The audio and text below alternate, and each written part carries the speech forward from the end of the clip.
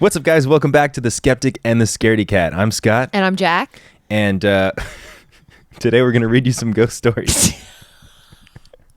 Really? I'm going to read her some ghost stories. Yeah. It's what we do every episode, but this is only the second episode, so this could be the first time you're here. If you are here for the first time, then please subscribe to our YouTube channel, give us a rating on the Spotify, leave a like, leave a comment. We'd love your critiques and your... Yeah, and just rest assured that this intro is going to get better. I don't know. It might not get better. It's always just so awkward as we start. Hey! What's up, everybody? Hey, we're awkward people. I know, very true. I'm a little bit more awkward than Jack. Usually I'm the shy introvert and she's the outgoing ghost lover. Yeah, but I sometimes, because I still feel awkward, but because I'm extroverted, then my awkwardness just turns into like oversharing, being way too loud, way too talkative. And all of a sudden I'm like, oh, damn, that person probably did not need to talk to me for as long as I wanted to talk to them. No, you're not too talkative and people love talking to you. You're so bubbly and charismatic. Thanks, babe. People love talking to you too. Me when I lie. I love talking to you. That's wonderful. That's most of the time. There's one person. Oh. Anyways, it looked like you guys really liked our first episode, or at least the idea for the podcast. The first episode, we talked a lot about ourselves. So this time we just want to jump right into the ghost stories. And in the future, I mean, we would like to get your ideas for, you know, whether or not we should have music behind things. Like, we are kind of learning as we go here, and we're really enjoying it. We just switched our setup. We are now with a backdrop of blue curtains. We're probably going to switch out for black curtains. She's in a totally different chair than me, so I'm all high up here and she's down there. Yeah, this is a little bit, it's out of our comfort zone. You know, it's more niche content specifically about ghosts and stuff. I feel like, I know. This is your comfort zone. Well, it is, but neither of us have ever made content around this topic and stuff. So we're just figuring out our footing, and we're very excited though. We're super excited, and we were super excited to see the response that we got from the first episode. So thank you guys so much. And what I did also notice was that 60% of the views came from people who were not subscribed. So definitely hit that subscribe button if you're here on YouTube. If you're listening to the podcast, then just keep listening. Yeah, we're going to be posting a lot of content in these next few weeks because we really just want to get the ball rolling. So you do not want to miss out on anything. Yeah, nothing. And we want to hear your original ghost story. So there's going to be an email in our description if you would like to submit any of your own paranormal stories or oddities, and we'll review those, and maybe they'll end up on the podcast. Can't wait to hear all the ghost stories from all over. And then we can open a separate email account for spirits to write in their own stories, like an autobiography type of situation. All right, babe, I'm not there yet. I'm not really there yet, you know. You're still too skeptical for that? We'll get a Ouija board so we can get the spirit to tell us their story through the Ouija board. Ouija boards. Ouija boards are... That is just, you know, no good comes through a Ouija board. If there's a nice, kind spirit that wants to communicate with you, they will figure it out. They don't need the Ouija board to open the gates. Yeah, Ouija boards scare the poop out of me. Yeah, me too. I don't know if we're going to be cussing here or not. Probably. I mean, that's who we are. So if I get scared, there's no way I'm going to be able to censor myself. Oh, fudge! Dang flabbit! I will say dang flabbit, probably. All right, let's get into these ghost stories. This is another short... This is another story that Shanley sent to us. I'm ready. Are you ready? Yeah, I'm scared, but I'm ready. This was back in probably 2018 or so. My sister and I were sharing a room. I was around 14 or so at the time, and being 14, I wanted privacy. The only space that we had open in the house was the basement.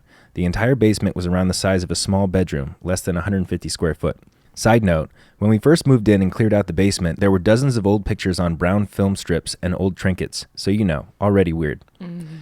Anyway, I moved everything down there. The first night was great. I got some good sleep and everything was fine. However, the second night I could not sleep, and when I did fall asleep, I'd jolt awake. Around 1 a.m., had a clock in the room. I woke up because I heard someone coming down the steps. I turned to look and watched as my sister came down the steps to just stand in the doorway and stare at me. No. I thought, no. I thought this was weird because I knew that she was absolutely terrified of the basement and always refuses to go down there. From my bed, I asked her what she needed a few times, and she didn't say anything, but she did come sit on my bed instead. It was creeping me out. No! I tried going back to sleep because I was tired and had school the next morning, but something felt off. I kept asking my sister what she needed, and instead of talking, she kept grunting and pointing in the corner towards the blocked off area the boiler was in. I couldn't see anything, so I turned my flashlight on and looked again, but still nothing. I turned my flashlight toward my sister. But she's already bolting up the stairs. Whatever. I brush it off and go back to bed. Brush it off, please. No way. I'd be out of there so fast. Still hearing footsteps as if she's walking back to her room. I asked her the next morning why she was in my room and what she was pointing at. This girl looked at me dead in the face, scared, and said, I was not in your room last night. You know I'm scared to even walk past the door. So who the fuck was in my room? After she told me that, I got all my stuff out of the basement and never stepped foot down there again. Oh my God. That is exactly what I would do. I would definitely not be sleeping in that basement anymore. Regardless of whether or not I believe in ghosts, if some shit like that happened to me, I would be like, no, I'm not sleeping in this weird ass basement anymore. Well, because have you heard of mimics? So there's this thing where spirits can mimic the voice of somebody that you love and trust. But yes. Oh. Do you know mimics? No. Continue with the explanation. Thank you. Mimics are, so basically it's a spirit. Listen, I don't know the technical terms, but it's a spirit that mimics the voice of someone that you love and trust so that when they call out to you, you respond. Because the whole thing is like, you shouldn't really try to engage with like a spirit that you don't necessarily know is evil or not. Of course, I wouldn't want to engage with an evil spirit. So yeah, well, so you're not supposed to respond unless you know, I guess. Either way, point being that so mimics can mimic the voice. So I wonder if mimics also can kind of mimic the shape and the look of somebody that you love and trust. That is so creepy, especially because my brother growing up. Hold on. There's an octopus that can do that as well. It can mimic other kinds of fish. It can change into the shape basically of these other fish. So maybe mimic spirits are, they're just like myths that were inspired by these animals, these real life creatures who can do that. These fish. Just that ghost is actually just a fish. Just to play devil's advocate, maybe people made that up in their head, these whole mimic spirit things, because there's animals that can do that. Okay, but then explain that story that you just read. I can't. I was just trying to be an asshole. What did she say? Maybe people just base these ghosts off of octopuses. Octopi. It's not octopi. It's not? It's not. I thought it was. I said octopuses once when I was reading one of my animal facts. And I was like, damn, I said that wrong. I think it's octopi. And I looked it up. And the plural of octopus is octopuses. No fucking I shit you way. not. Yeah. Well, you got a little animal fact in here and a ghost story. How cool is that? That's insane. But yeah, no, so what I was going to say is what's also creepy about this story is because my brother used to sleepwalk. And now thinking back, like, what if it wasn't him? When he would sleepwalk and stand next to my dad's side of the bed, just standing over him and then go back to his room. I remember What these if stories. it wasn't him? What if my dad had gotten up and went to my brother's room while my brother was sleepwalking and my brother was asleep in his room and there was someone else sleepwalking as him? Oh my God. That's so creepy. So I would move out of that house as well. I don't like that. Oh God. Damn. That's crazy. And you never think about it because like if you see someone sleepwalking, usually you stay there and you watch that person sleepwalking and you make sure that they're safe. But what if it's not them and the other person is sleeping there in their bed and you're just like watching you never this know little specter. Ugh. Next time you see someone sleepwalking, check their bed, see if the real them is actually there. That's so creepy to think about. Oh my God. Okay. We just discovered a new thing. But again, what if this girl doesn't remember going into her sister's room? She could have in just the been basement, sleepwalking. and she was just sleepwalking that night and grunting because she wasn't really talking. When you're trying to, when you're trying to wake up from a nightmare or like sleep paralysis. Sleep paralysis fucking sucks. Yeah. But like you can kind of like be like, you're like in your sleep. You're like trying to shake yourself awake. You're trying to say something. And you can't actually get words out, so you will make like grunts and stuff like that. So I feel like if there's a mixture of sleepwalking plus sleep paralysis, where you're trying to wake yourself up and you're trying to, that could have explained this ghost story a little bit. But I would have still moved out of that basement. She also could have just been possessed, which is back to horrifically scary. Horrifically scary right there. Either way, I think sleepwalking in general and like is spooky. stuff that happens inside of your brain can be just as scary as real things. Mm-hmm. I mean, that's why mental health is. matters. Mental health matters. I'm on my 4th day of taking Zoloft. Jack, you're on like 1 week and a half of Lexapro. We're both on our mental health journey here. Yeah. And look at us. 2nd episode of this podcast. Someone commented that we're not consistent. I'm not consistent about putting out content. This podcast, we are going to be consistent. Oh, we're going to be so consistent. And if not, the spirits, you guys are hearing me. You have the right to haunt us until we become consistent. No, please no. Yes. Yes. It's funny because you're supposed to be the scaredy cat, but you're the one who wants to be haunted. Well, because I need, like, it's hard, you know, being like, guys, ghosts are real. Ghosts are real. You got to believe me, they're real. And then people are like, oh, well, what story do you have with you interacting with them? And I'm like, I don't, but I know they're real. I just feel like they are. So I'm ready, guys. Okay, maybe I'm not ready. It has to be the perfect setting, like the least scary one, like a little kid. No. You have seen Insidious. Little kids are scary. Little kid ghost. Fuck. Yeah. Are you ready for story number 2? This one is a long one, and this is what someone suggested that I read on our YouTube comments. Ooh. Yeah. I love a good suggestion. Someone said, "Can you read? My dead girlfriend keeps messaging me on Facebook." And it sounds pretty spooky to me. I actually think I've heard of the story before, but never read the full story. This one's a little bit longer, like I said.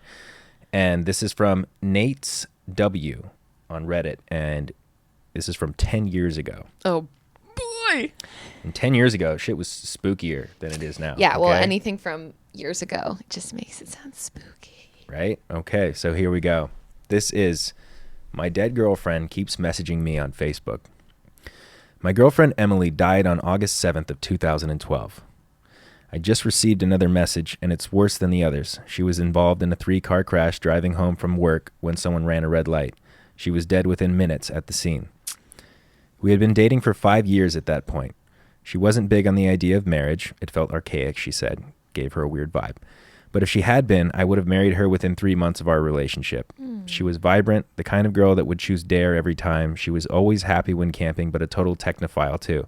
She always smelled like cinnamon. So sweet. Mm-hmm. That being said, she wasn't perfect. She always said something along the lines of, if I cark it first, don't just say good things about me. I've never liked that. If you don't pay me out, you're doing me a disservice. I've got so many flaws, and that's just another part of me. So this is for M. The music she said she liked and the music she actually liked were very different. Her idea of affection was a side hug. She had really long toes, like a chimpanzee. I know that's tangential, but I don't feel right without you having an idea of what she was like. M had been dead for approaching 13 months when she first messaged me. Ooh. September 4th, 2013. There's actually a photo in here. Old messages, and then you just see Emily say, hello. And Nathan says, who is this? It's really weird receiving messages from Emily's account. Nathan says, question mark, okay, well, in the future, please send me messages from your account, even if you want to discuss her page. And then again, 4 minutes later, Emily says, hello. And then Nathan responds, Susan, you're on Emily's account. This is when it began. I had left Emily's Facebook account activated so I could send her the occasional message, post on her wall, go through her pictures. It felt too final and too un-Emily to memorialize it.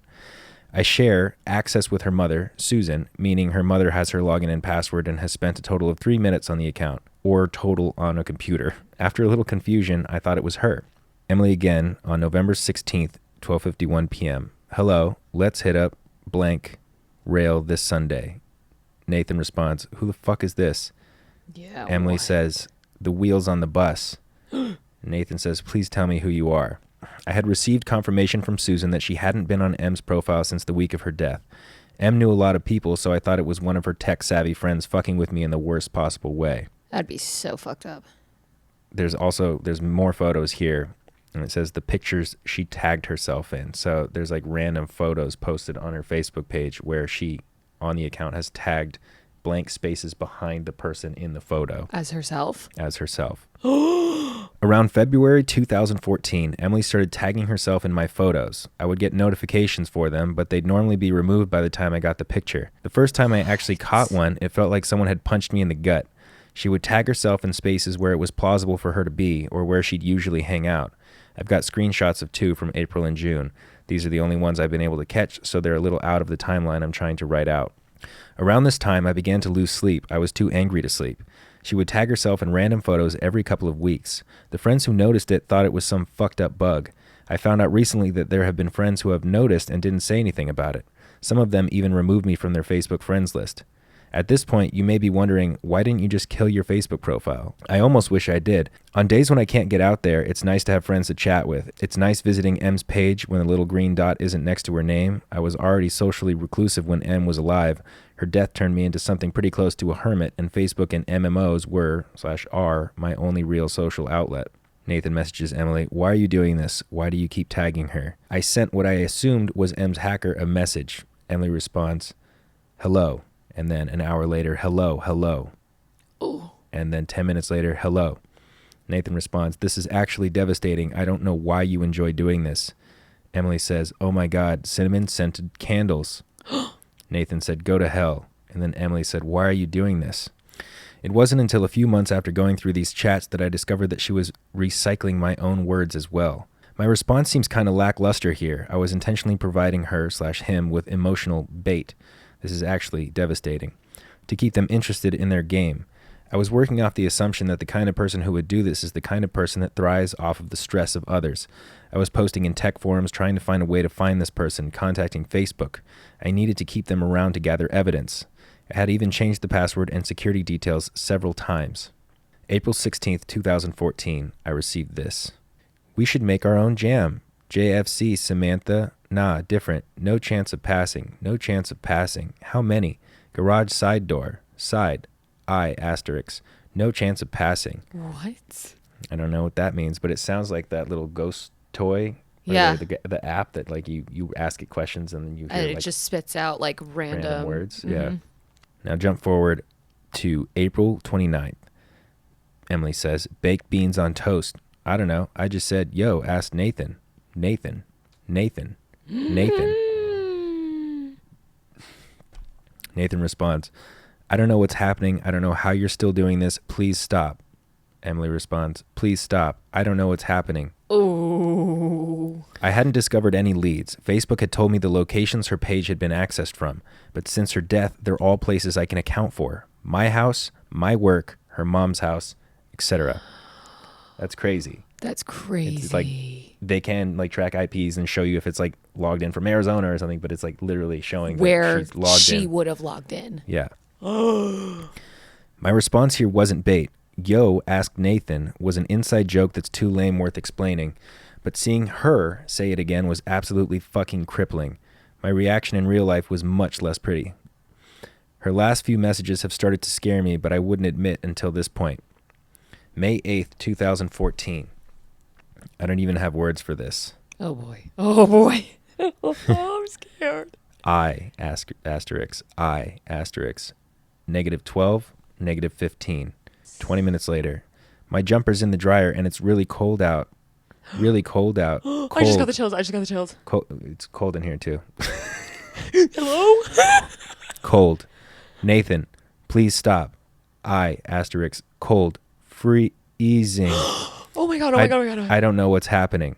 Freezing G. The way it's spelled is broken up as there's a space between the two E's and the I and the G. Is the first original word she said. This has given me nightmares that just won't end. I keep dreaming that she's in an ice-cold car, frozen, blue, and gray. I'm standing outside the car door in the warmth, screaming for her to come out. She doesn't even realize I'm there. Sometimes her legs are outside with me. So he's imagining the car crash. Yeah. Oh my gosh. May 24th, 2014. This time, Nathan messages her first and says, I'm really drunk. I miss you. Whoever's on this account, I don't give a fuck. I keep coming home from work and expecting to see you at the computer. Shouldn't I be used to that by now? Oh. Emily responds, hours later, Ust let me walk. I wasn't really drunk. Em wasn't an affectionate girl, and it always embarrassed her to exchange I love yous, cuddle, talk about how much we meant to each other. She was more comfortable with it when I was drunk. I pretended to be drunk a lot.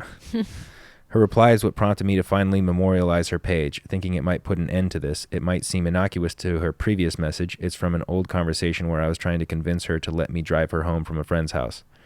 In the collision, the dashboard crushed her. She was severed in a diagonal line from her right hip to midway down her left thigh.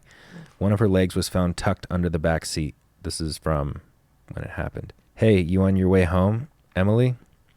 When you see this message, please ring me straight away. I rang blank and they said you left at 4. I'm starting to panic. I feel sick in my stomach. Please ring me. Emily, answer your phone. Going back in time. These are messages I sent her the day she died. She was usually home by 4:30. This, alongside a couple voicemails, is the last time I talked to her under the assumption that she was still alive. You'll see why I'm showing you these soon. July 1st, 2014. I got these messages yesterday. Hey, you on your way home?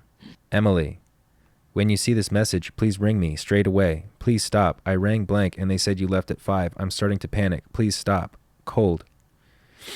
What? Emily, answer your phone. I don't know what's happening. Cold. Freezing. Oh my God. My eyes of the water a little bit. So she repeated the things that he had said the night that she died right after he memorialized her page. So it went from being Emily last name to Emily last name plus memorial because, he memorialized the page. Yeah. I memorialized her page a few days after the message about walking. Until today, she'd been quiet. She hadn't even been tagging herself in my photos. I don't know what to do anymore. Do I kill her profile? What if it is her? I feel like I want to puke. I don't know what's happening. I just got the notification. I heard the alert sound. I'm just too afraid to swap windows and check it. I checked the alert. I heard it was compiling all this together. This was the message. Oh boy. Emily's memorial account sends a photo to him of his door to his room. Oh my God. Of his computer. And then she messages again and says, freezing. No! That's my door. That's my computer. I got the message 3 hours ago, but I didn't want to check it until now. Now I'm legitimately scared. I have no idea who took this photo.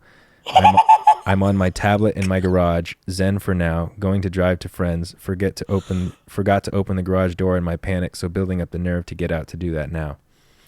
So that's how the story ends. Oh my God. And I don't think there's a follow-up to this story. This was 10 years ago that he wrote this story out, and the last thing was that the memorial page sent a photo of his computer and his door to his room, and you can see it here. Freezing! Oh my God. I mean, I don't know how to explain that. Obviously, people can make up stories, but this is a pretty well written, like spooked out boyfriend story. My God. Because of course, like the first thing you can say, I'm like, my eyes are filled with tears right now. We just experienced our first technical difficulty. God damn it. Oh. Just had a frog in my throat. I think what we're going to do here for that technical difficulty is we're going to play our audio without the video. First thing you could say is just some fucked up losers on the other end. But the fact that all of the places that it was logged in were places that he could account for. So it's not like, I mean, unless somebody was like breaking in to really fuck with him and stuff. But that is so, the freezing, the cold freezing, that freaks me out. I mean, the whole story's so scary. Oh, it is. It does freak me out. I just feel like I was wondering here, because I need to go back to the beginning of the story. There's nothing in the beginning that says that she was in a car crash on a cold night or like when it was snowing or anything like that. No, but when spirits when you're appear, dying, you get cold. Well, not only that, but like when spirits appear, like, that they, like, people say that they felt like a gust of cold wind and everything. I think that like when you're dead, it's cold. Like that's like the thing that spirits say is like they're dead. It's cold, dark place they're in. So just her being dead is her being like, I'm so cold, I'm freezing, I'm cold. Yeah. Well, your blood goes cold when you're dying as well. So that's like the actual like legitimate reason that you get cold as you're dying too. You're like, it's so cold. You see it in movies and stuff like that. Because your body stops working and you lose your temperature regulator. So it makes sense that a spirit would be cold. Cool little science behind why ghosts are cold, huh? My God.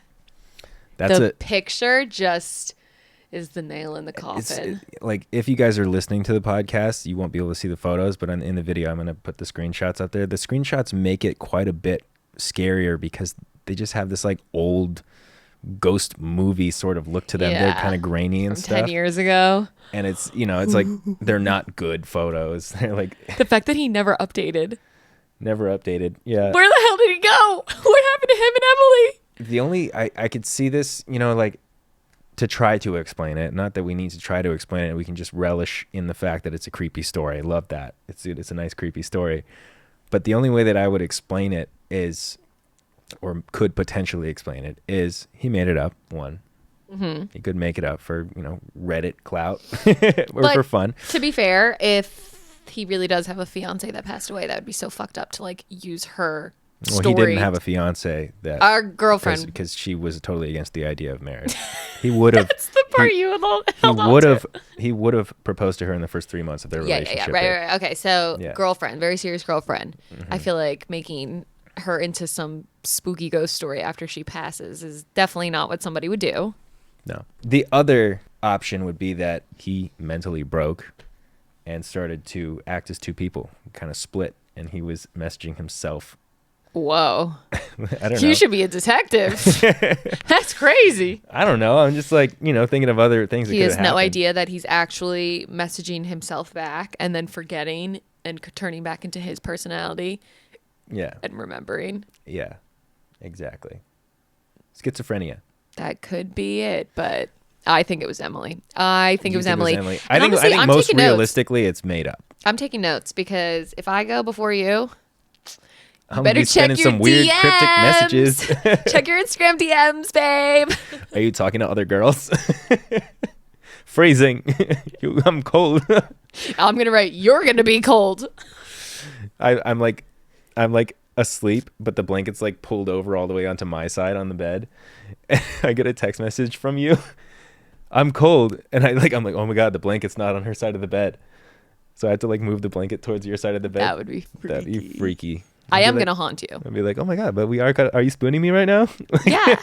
All right. Well, that was a good story. It was very creepy. I really enjoyed it. What did you think? Yeah, I think that's so creepy and so weird. And I would never shut up if that was me. I would tell that story to every single person I ever met. Great story. Thank you so much for the suggestion. That was And rest in awesome. peace, Emily. And I hope that you are doing well, Nate. Oh fuck, man! I don't want to disrespect the spirits. Yes, rest in peace, Emily. If this is if this is a real story, then rest in peace to you. I did not mean to disrespect you in any way. Please don't come to my house. We really need to be calling this the Scaredy Cat and the Scaredy Cat. You try to come up with reasons why these aren't real, but then you're still terrified. I gotta watch my own back, because if I don't watch my own back, who the fuck is gonna do it? The ghosts. Stab me in the back. No. They're just watching for now. Just watching for now. All right. Third and final story. Let's do it. Wait, should I check the camera? Yeah, check the camera real quick.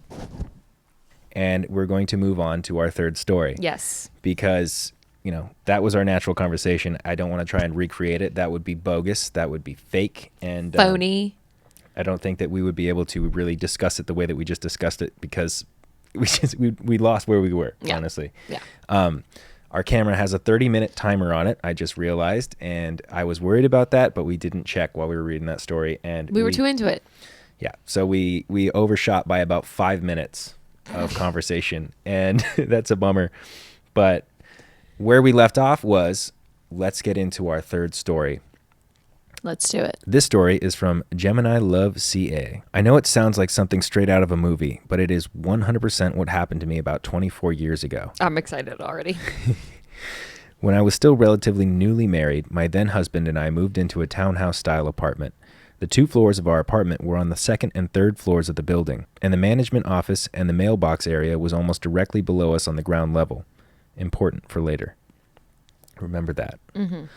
The woman who managed the building was older, didn't care for the property well, and usually spent most days chain-smoking Camel non-filters in her office, and being a hateful old racist. Imagine renting a place from Juno, the social worker from Beetlejuice, but less helpful.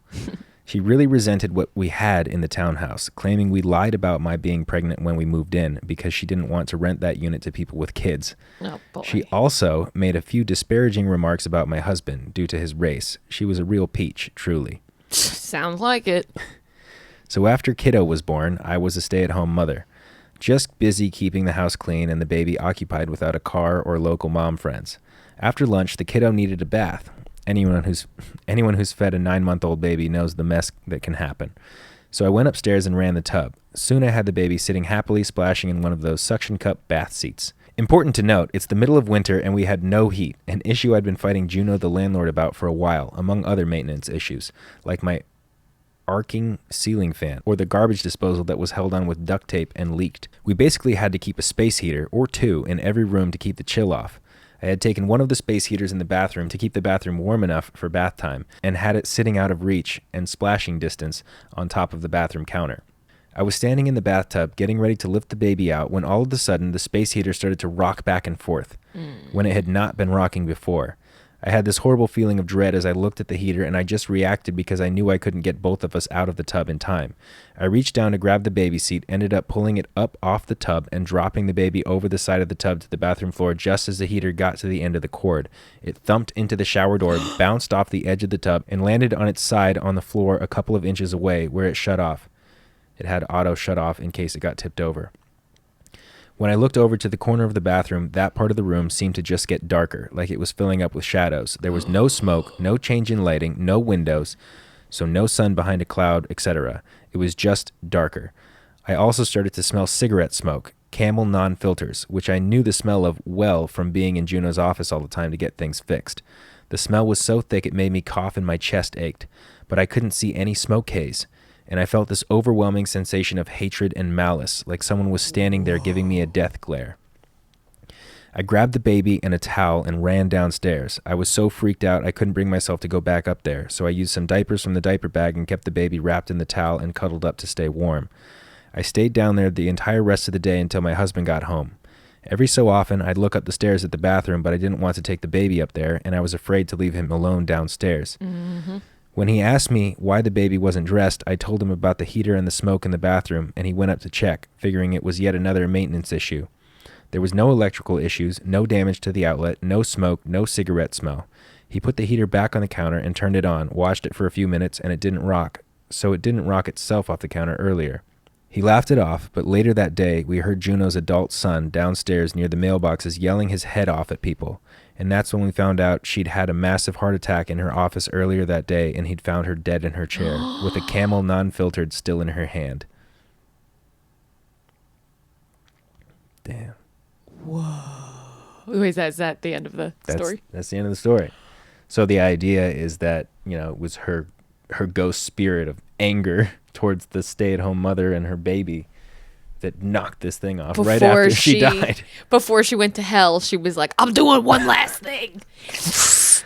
Fuck you and your baby. That was good. Fuck you and your baby. That's fun. That's exactly what I'm picturing. I'm going to hell. I got one more thing to do. Fuck you. Fuck the kids. Bye. I'm taking you out with me, bitch. I'm taking the dog. What was the accent I just did? I have no idea. My bad. See, that's creepy, but it's also kind of funny because this is it's kind of happy ending. Everybody's fine. I mean, the evil except for the lady that's dead. Of the evil witch of a landlord, the racist bully, she's gone. She's gone. Happy ending. Happy ending, I guess. I mean, yeah, it's a happy ending. At first, I was like, yeah, happy ending. Then I was like, oh, yeah, someone died. And then I was like, oh, yeah, she was a bitch. So, oh, yeah, happy ending. Yep. And everyone's safe. And now they have a cool ghost story to tell. Yep. And we are out of ghost stories to tell for the evening, or the afternoon, or the morning, whichever one it is for you. It's afternoon for us, in case you're wondering. Yes. And God, this is so fun. I had jitters before we got on. Like, I don't know, it was a little bit of anxiety, a little bit of excitement to film our next episode. Mm-hmm. But, once we start like getting into the filming, I get so like, I enjoy it so much because we're reading something that I'm like interested in. Yeah. Now I'm interested. I wasn't even interested in this before.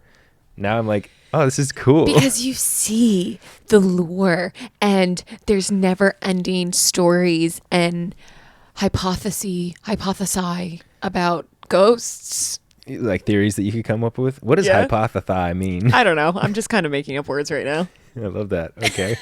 I want to make up a word. Hypothesize. Periocrasize. Huh? Periocrasize. What does that mean? Periocrasize.